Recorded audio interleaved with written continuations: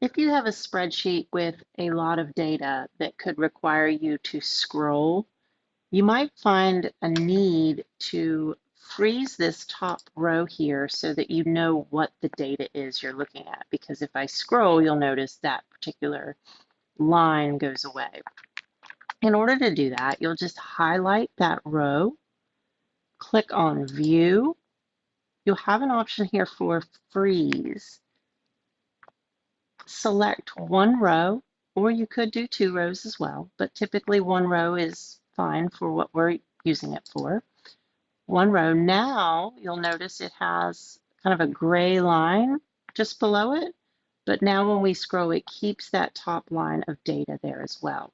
We can do the same thing with columns. So if we highlight the column, View, Freeze, one column. Now if we move the data here, it's going to keep that first column intact.